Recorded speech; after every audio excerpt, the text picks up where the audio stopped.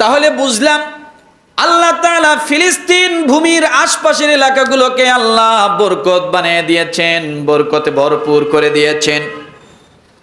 রাসূলের হাদিসে আজ থেকে 1450 বছর আগে, 1400 বছর আগে আল্লাহর নবী শাম শব্দ ব্যবহার করেছেন। কি ব্যবহার করেছেন? রাসূল বলেছেন, আল্লাহুম্মা বারিক লানা ফি শামিনা ওয়া ফি ইয়ামিনিনা। আল্লাহুম্মা বারিক লানা ফি শামিনা ওয়া ফি ইয়ামিনিনা। সাহাবায়ে কেরাম বললেন, রাসূল আপনি বলেন ওয়া ফি নাজদিনা। আল্লাহ নবী তা বললেন না, শামের বরকতের জন্য দোয়া করলেন। কিসের বরকত? শামের বরকতের জন্য দোয়া করলেন, ইয়ামানের বরকতের জন্য দোয়া করলেন।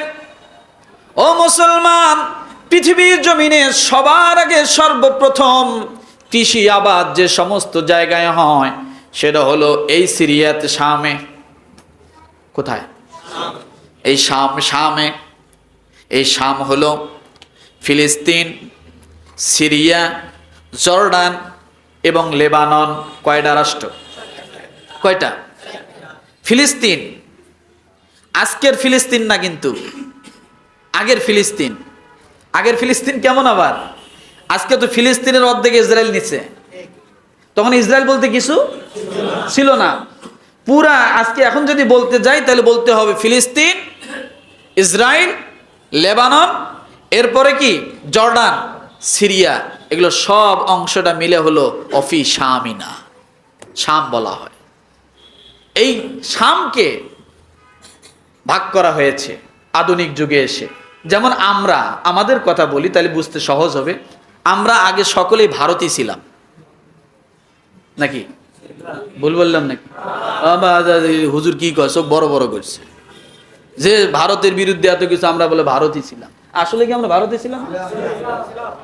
তারপরে ভারত ভাগ হলো কি, ভারত থেকে আলাদা হলো পাকিস্তান, নাকি? তখন আমরা গেলাম পাকিস্তানি, আমরা পাকিস্তানিও ছিলাম, নাকি বলেন? ভুল বললাম? এরপরে আমরা পাকিস্তানের পরে আমরা আবার ভাগ হয়ে হইলাম বাংলাদেশ। তাহলে আমরা মূলত ভারতী। এই ভারতীর থেকে হইলাম পাকিস্তানি, পাকিস্তানি থেকে হইলাম। তাহলে এক ভারত কয় টুকরে হলো? এখানে এখানে 3 টুকরে, আরো থাকতে পারে। তো এইরকম মনে করেন পুরা শামটা ছিল ফিলিস্তিন, জর্ডান, লেবানন, সিরিয়া, এগুলো পুরাটা মিলিয়ে একটা শাম। আল্লাহর নবী পুরা শাম নিয়ে বলছেন, আল্লাহ আমাদের শামে আপনি বরকত দান করুন।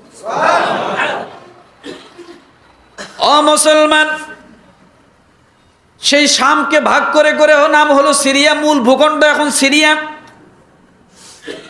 সিরিয়ার রাজধানীর নাম হলো দামেস্ক। কি? এই সিরিয়া অর্থ হলো সফল বা বিজয়ী। কি বলেন? সফল বা বিজয়ী। কারণ এই সিরিয়ার ইতিহাস বড় মারাত্মক ইতিহাস। সিরিয়ার ইতিহাস পুরো হলো মুসলমানের ইতিহাস। সিরিয়ার ইতিহাস পুরা মুসলমানের ইতিহাস। সুবহানাল্লাহ বলে।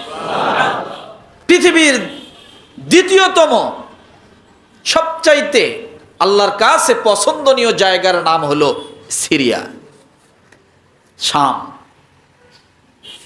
সবচাইতে আল্লাহর কাছে উত্তম জায়গা। তাহলে সিরিয়া শব্দের অর্থ কি? সিরিয়া শব্দের অর্থ শাম। সিরিয়া শব্দের অর্থ হলো বিজয়, সফল। এখন এই সিরিয়া হলো পশ্চিম এশিয়ার একটি সার্বভৌম দেশ। এটা আগে থেকেই স্বয়ংসম্পূর্ণ। এটার গোলামি অনেকে করছে, কিন্তু এখন এটাকে গোলাম বানানো হয়েছে। বুঝতে পারছি কথা?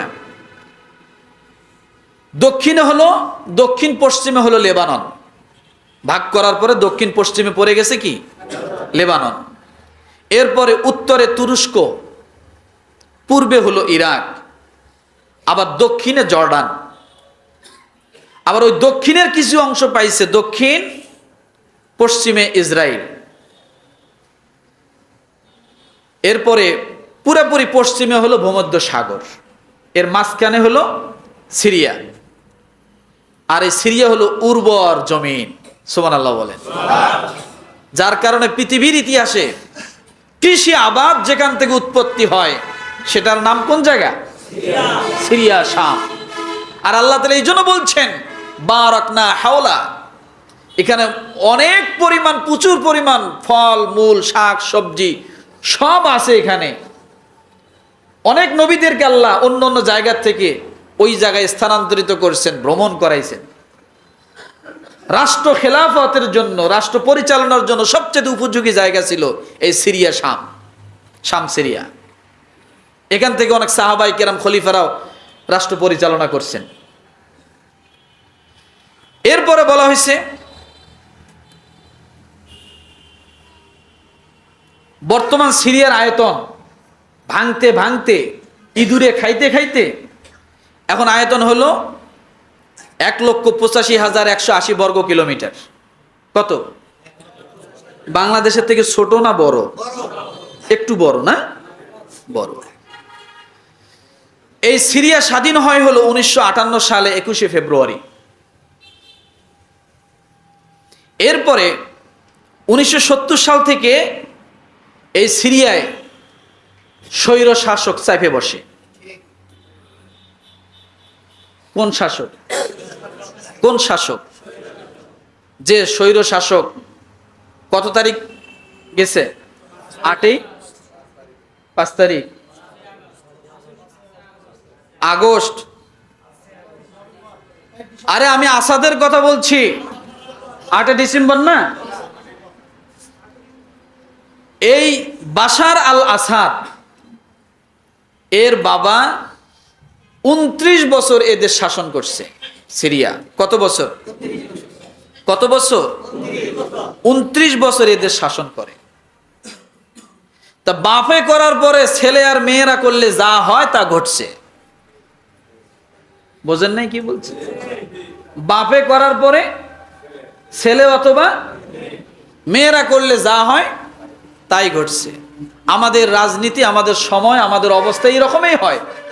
একবার স্বামী করে, একবার বউয়ে করে, একবার বউয়ে করে, একবার স্বামী করে, এরপরে একবার বাপে করে, একবার মেয়ে করে। এই বেড়াজাল থেকে আমরা বাইরে হতে পারতেছি না। যদি বাইরে হতে পারতাম, পারিবারিক তন্ত্র থেকে যদি বাইরে হতে পারতাম, জাতির দশা এরকম হতো না। তবে দোয়া করেন, উইকেট পড়া শুরু হয়ে গেছে স্বৈরাচারদের জন্য। কথা ঠিক কি না? স্বৈরাচারদের জন্য উইকেট পড়া শুরু হয়ে গেছে। কারণ অসংখ্য নবীর রাষ্ট্র, অসংখ্য নবী সেখানে আসছেন। এবং আমার রসুল সাল্লাল্লাহু আলাইহি সাল্লাম সমস্ত নবীদেরকে নিয়ে যে ভূমিতে ইমামতি করেছেন, সেই ভূমিটাই হলো শাম, এই সিরিয়ার নিকটবর্তী ফিলিস্তিন। সমস্ত নবীদের ইমাম ছিলেন, ইমাম হয়ে যে জায়গায় নামাজ পড়াইছেন সেইটাই শামের অন্তর্ভুক্ত। বলেন তো সেটা কবে পড়াইছিলেন? মেরাজের রজনীতে আল্লাহ রসুল যখন যান, সমস্ত নবীদের পদাচরণ আল্লাহ তাআলা এই ভূমিতে করাইলেন, এই ইমামতির মাধ্যমে, মুসল্লি হওয়ার মাধ্যমে। সুবহানাল্লাহ বলেন। অর্থাৎ যে যে নবীরা সিরিয়া যায় নাই, ফিলিস্তিন যায় নাই, আমার রসুলকে ইমাম বানায়া ওই সমস্ত নবী রসুলদেরকে আল্লাহ একখানে করে মুসল্লি বানায়া এই পা মুবারক গুলো ওই জমিনের মধ্যে পদার্পণ করাইলেন। এবার বোঝেন, নবীরা মুসল্লি হয়ে নামাজ পড়তে হলে যে জমিটা আল্লাহ নির্বাচন করেন ওই জমির দাম কত। বোঝেন নাই কথা? মক্কায় নামাজ পড়লে 1 লক্ষ রাকাতের সওয়াব আছে না? তাহলে ওই জায়গাটার দামও তো এরকম। তো নবীরা মুসল্লি হবেন কোন মসজিদে? আল্লাহ নির্ধারণ করলেন না মক্কা, আল্লাহ নির্ধারণ করলেন না মদিনা, নির্বাচন করলেন কোথায়? এই ফিলিস্তিন, শাম দেশে। কেন? ওই জমিন আমার আল্লাহর কাছে অনেক পছন্দনীয়। এর দ্বারা বোঝা যায় যে ওই জমিন অনেক সম্মানী। কথা ঠিক কিনা? যে সমস্ত নবীদেরকে আল্লাহ মুসল্লি বানালেন, একজন নবীকে ইমাম বানালেন, যিনি সেদিন ইমাম ছিলেন, বোঝা গেল তিনি শুরুতেও নেতা, শেষেও নেতা। কথা বোঝেন নাই? শুরুতেও নেতা, শেষেও নেতা। আল্লাহ এটাই বুঝাইলেন যে রাসূল ও হাবিব, আমি আপনাকে কত সম্মানিত করেছি আপনি দেখেন। এই সমস্ত নবীদের যেমন আমি আল্লাহ, আপনাকে আমি সমস্ত নবীদের নেতা বানাইয়া দিলাম ইমামের মাধ্যমে। কিন্তু আজকে বড় দুঃখের বিষয়,